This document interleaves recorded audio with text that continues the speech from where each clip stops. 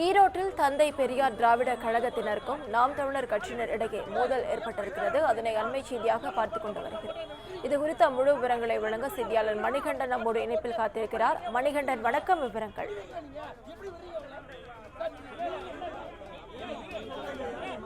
தேதி நடைபெற உள்ள நிலையில் இந்த தேர்தலுக்கான பிரச்சாரம் நாளை மாலையுடன் நிறைவடைய உள்ளது. இதன் காரணமாக இந்த இடைத்தேர்தலில் போட்டியிடும் திமுக, நாம் தமிழர் கட்சி உட்பட 46 வேட்பாளர்கள் தீவிர பிரச்சாரத்தில் ஈடுபட்டு வராங்க. அந்த வகையில நாம் தமிழர் கட்சி வேட்பாளர் சீதாலட்சுமி தனது கட்சி நிர்வாகிகளுடன் பன்னீர்செல்வம் பார்க்கில் உள்ள CSI பிரப் தேவாலயம் முன்பாக கிறிஸ்தவ மதத்தை சேர்ந்த வாக்காளர்களிடம் மை சின்னத்திற்கு ஆதரவாக வாக்குகளை சேகரித்துக் கொண்டிருந்தார். அப்போது அங்கு வந்த தந்தை பெரியார் திராவிட கழகத்தை சேர்ந்த சிலர் திமுக வேட்பாளர் சந்திரகுமாருக்கு ஆதரவாக தேர்தல் பிரச்சார நோட்டீஸ் ஒன்றை வாக்காளர்களிடம் விநியோகம் செய்துள்ளனர்.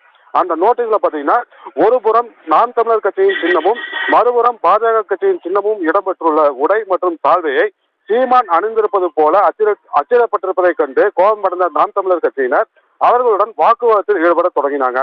அப்போது அங்கு பாதுகாப்பு பணியில் இருந்த போலீசார் இரு தரப்பினரையும் பிரித்ததோடு தந்தை பெரியார் திராவிட கழகத்தை சேர்ந்த நிர்வாகிகளை அங்கிருந்து அனுப்பினாங்க.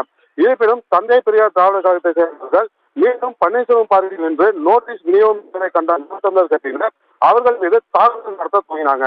இதனையடுத்து நாம் தமிழர் கட்சியினரை திருத்த போலீசார் தந்தை பெரியார் திராவிட கழக நிர்வாகிகளை அங்கிருந்து அப்புறப்படுத்தினாங்க. இதனால் பன்னீர்செல்வம் பார்வையில் பாத்தீங்கன்னா பெரும் பரபரப்பான சூழ்நிலை ஏற்பட்டது.